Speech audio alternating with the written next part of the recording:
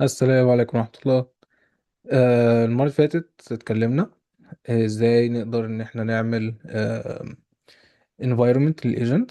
كانت حاجة بسيطة جدا، بس عرفنا ازاي ان هو بيتعلم الاكسبيرينس وان احنا نديزاين الورلد بتاعه. دلوقتي بقى احنا ان شاء الله هنعرف ازاي نفورميوليت الكلام ده بالماث نوتيشن بتاعه. تمام، طيب. اول حاجة المفروض آه، يعني البيزك انفايرمنت بيسموها ماركوف ديسيشن بروسيس. دي كده اللي هي ابسط حاجه واكتر حاجه سيمبل. دي بتبقى عباره عن ايجنت واحد بينتراكت مع الورلد. ان شاء الله قدام هنبدا ناخد الفاريشنز بتاعتها كلها على حسب التاسك بقى ذات نفسه. يعني مثلا لو مالتي ايجنتس، في منها فيرجن تانية لو الايجنت مثلا مستخبي منه جزء من الانفايرمنت، زي اللي هي البارشلي observed Markov decision process. هنشوف ان شاء الله برضو في حالة المالتي ايجنتس هنشوف اذا كانوا هما الاتنين ضد بعض او هما الاتنين بيكوبريتوا مع بعض، وهنشوف الجيمز دي كلها. آه، بس خلونا نركز بقى على الديفينيشن بتاع ال very basic Markov decision process. ليه؟ لأن من النهاردة إن شاء الله هتبدأ تفكر، أو هقول لك على طريقة سيستماتيك تطلع بيها أفكار للريسيرش. آم، ساعات بيجي وقت بتبقى محتاج تعمل إيه، تطلع فكرة إزاي. فالطريقة اللي أنا هقولها دلوقتي دي ممكن ما تبقاش أكتر حاجة efficient، بس دي الطريقة بتاعتي اللي أنا بعملها. هقولها لكم إن شاء الله. إن شاء الله ممكن تساعد إن أنت تلاقي أفكار للبحث بتاعك. طيب، أولا لو انت البروبلم بتاعتك فيها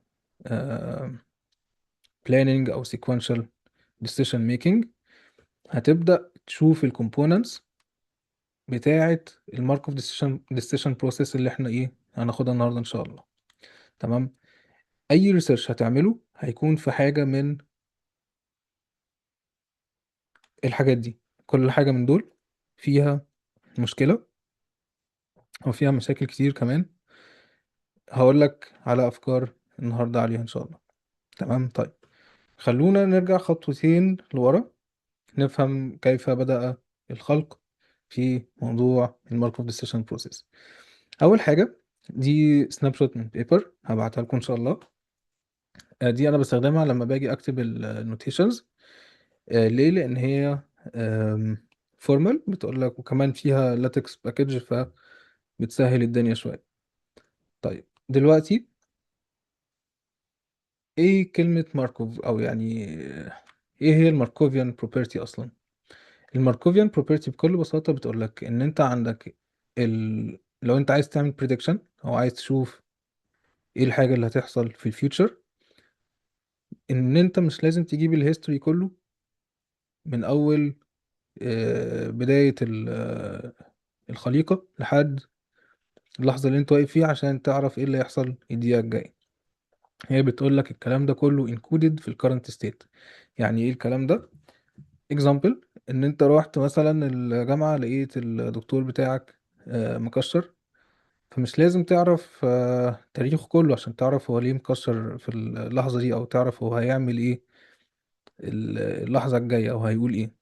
يعني مش لازم تجيب تاريخه من ساعة ما كان بيبي وبعد كده مش عارف راح المدرسة، مش عارف مين ضربه، علشان تعرف هو هيقول إيه اللحظة الجاية أو هو ليه مكسر يعني. هو بيقول لك أنت محتاج تبص على الكرنت ستيت، إن هو مكسر، فتعمل مثلا prediction إن هو هيكون رخم مثلا في اللجنة كده يعني. تمام، طيب. آه دلوقتي قبل ما نخش على الماركوف ديسيشن بروسيس، هنقول ايه هي الماركوفيان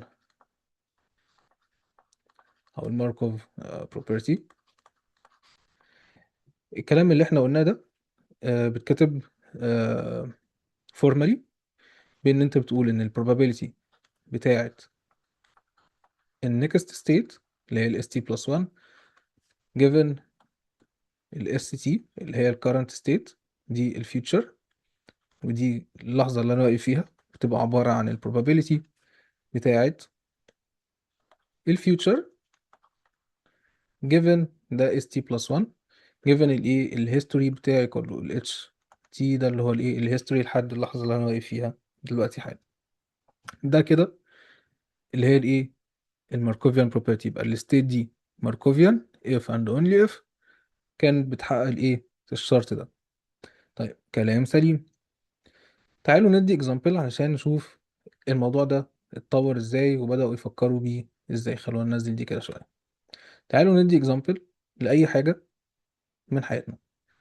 وليكن واحد بيصحى من النوم مثلا، وليكن ويك اب اهو. طبعا دي ايه، هو صحي من النوم، دي كده ستيت زيرو. هنا طبعا احنا بنتعامل مع probability، فنركز قوي في الارقام اللي احنا هنكتبها. كان قدامه حاجة من الاتنين، يا اما يفتح الفيسبوك يا اما يذاكر مثلا. طيب هنا بقى نركز، احنا بنتعامل مع probability فلازم السميشن بتاعي يكون 1.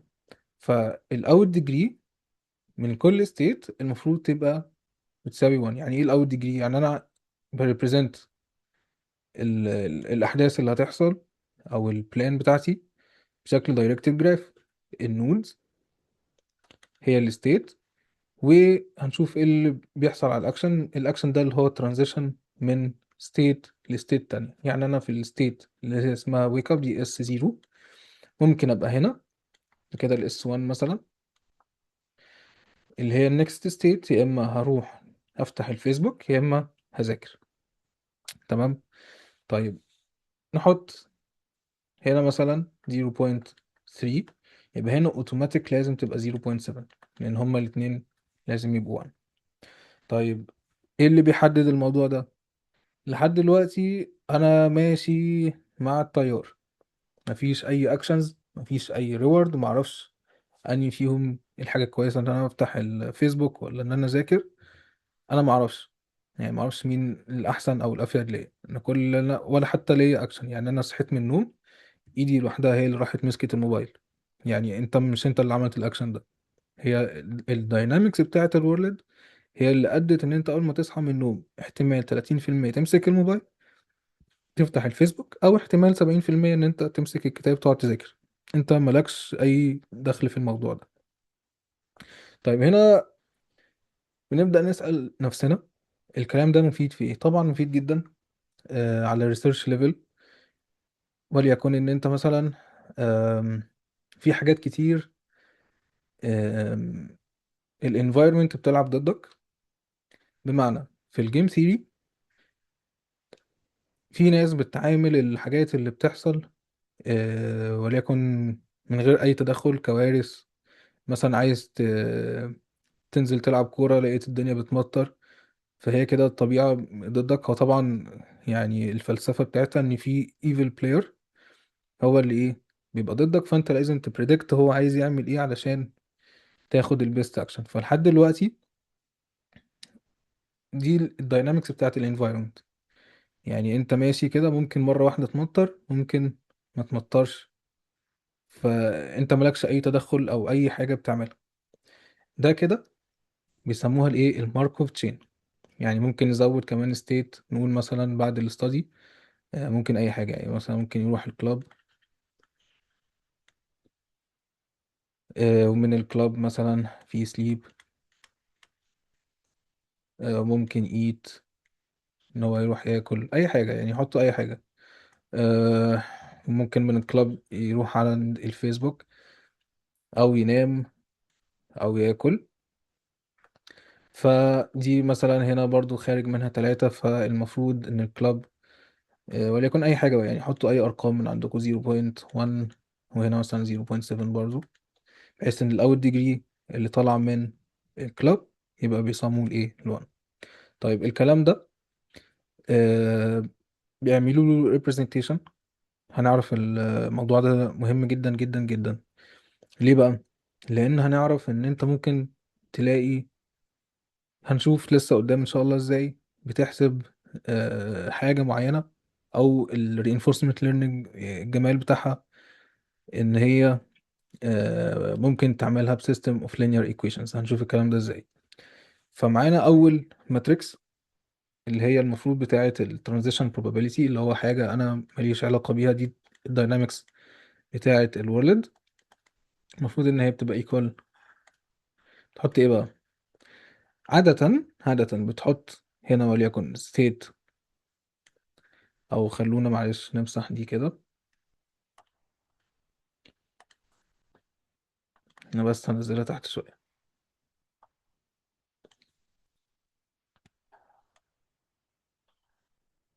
هنا بتحط ال probability بتاعت state 1 و state 1 برضو لو انت عندك self loop، يعني لو انت صاحي من النوم، او مثلا هنا خليه هنا عشان تبقى منطقية اكتر، لو انت في الفيسبوك في ممكن تعمل self loop كده، اللي هو تفضل فاتح الفيسبوك على طول وما تعملش اي حاجة تانية في اليوم بتاعك.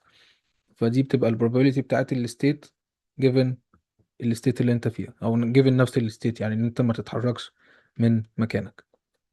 طيب كلام جميل. تاني رو بيبقى نفس الستيت، بس بتنقل على الستيت الايه اللي بعدها، بحيث ان هو اول كولوم هنا ده كله بيقول لك لو انت ايه الحاجات اللي هي بتليد لستيت 1. يعني ايه احتمال ان انت تبقى وليكن في ستيت 2 وتنقل على ستيت 1، فهي بتدي لك البروبابيلتي بتاعت ستيت 1 given ستيت 2. فده بيبقى represent الايه الرو ده كله. فتقول له مثلا ان انت عندك هنا probability بتاعت state 1 لحد الفاينايت states بتاعتك اللي هي n. وهنعرف قدام ان شاء الله برضو ايه اللي هيحصل لو الستيتس بتاعتي infinite. بس هي الفكرة كلها ان انت في موديلز في ال reinforcement learning بتحتاج تعرف ال transition probability فيها، في موديلز تانية بتموديل الموضوع ده بشكل implicit. مش عايزين نحرق الأحداث، بس بديكوا زي موتيفيشن ليه الموضوع ده مهم، ان انت تعرف الداينامكس داخله معاك فيه. ونفس الكلام بتفضل عامل كده لحد ما تشوف اخر ستيت خالص ايه كل الستيتس اللي هي بتليد ليها. انا عايز امسح ده. given ال S1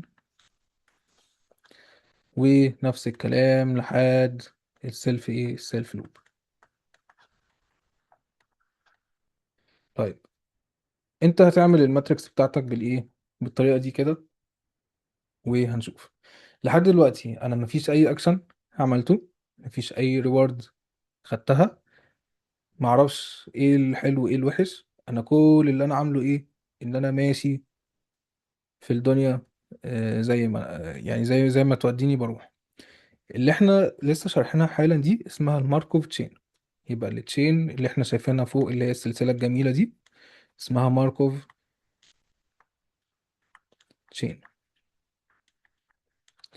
علشان انقل من الماركوف تشين للماركوف ديسيشن بروسيس، في حاجة في النص اسمها ماركوف ريورد بروسيس. دي ان شاء الله هنشوفها الفيديو الجاي. بس فور ناو كل اللي انا يعني طالبه منكم ان انتوا تبقوا عارفين ان في حاجة اسمها داينامكس للانفايرمنت. ده بيكون حاجة ماليش اي دخل فيها يعني، وملهاش اي deterministic value. يعني مفيش حاجة تقول لك ايه اللي هيحصل بنسبة 100%. يعني مفيش اي certain ايفنت، مفيش حاجة تقدر مثلا تقول لو انا خدت الاكشن الفلاني ده انا ضامن 100% دي حاجة هتحصل. حتى في السنجل ايجنتس طبعا. بس يعني في حاجات بتبقى سهلة شوية بتعرفها. بس فور ناو اعرف ان انت عندك داينامكس. الداينامكس دي بتحاول ان انت تعمل لها موديل بشكل explicit. يعني مش ايه بشكل explicit، يعني في موديلز بتعمل prediction للداينامكس بالظبط، يعني عايز تعرف كل ستيت او كل، يسموها successor state او كل next state، عايز تعرف بالظبط ايه البروبابيلتي بتاعت كل واحدة فيهم. المودلز اللي بتعمل يعني بتعمل موديلنج علشان تعمل بريدكشن للداينامكس، او تتعلم، اي موديل بيتعلم الداينامكس، الترانزيشن داينامكس بتاعت الانفايرمنت، بيسموه موديل بيزد. تمام. الموديل بيزد مش في يعني ما فيهوش ريسيرش كتير قوي، بس في كام بيبر كده، اتنين تلاتة منهم البيبر بتاعت الفا جو.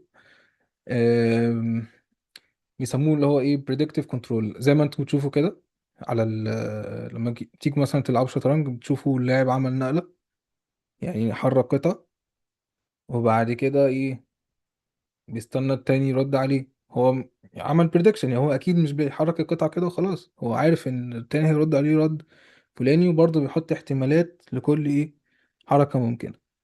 بعد ما التاني بيلعب، هو ما بيلعبش مع الخطة اللي هو كان ماشي بيها في الأول، لا هو بيرجع يعمل ايفالويت تاني من الأول. أول ما التاني بيبدأ يحرك خطوة حتى لو هو كان حاسبها قبل كده، بيرجع يعيد حساباته تاني ويعمل، بيسموه predictive control، اللي هو يعمل prediction لكذا خطوة قدام.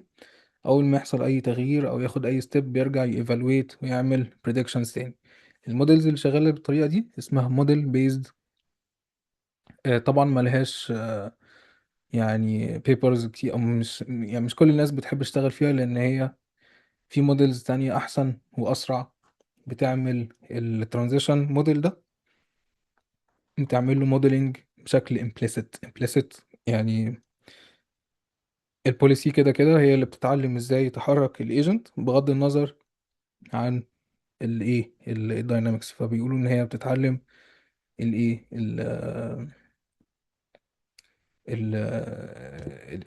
الداينامكس دي بشكل ايه implicit. ان شاء الله الفيديو الجاي هناخد الماركوف ريورد بروسيس والماركوف ديسيشن بروسيس، وهنقدر نعرف ازاي لعيبة الشطرنج بيفكروا، وازاي تقدر تعمل موديل مش بس للشطرنج، يعني لأي حاجة تانية، بس هو عادة الشطرنج لأن هو فيه بلاننج وتقدر يعني أقدر إن شاء الله أوريكم عليه كذا إكزامبل. آه شكرا، وبرضه سيبولي أي فيدباك في الكومنتس، وأشوفكم إن شاء الله المرة الجاية. شكرا.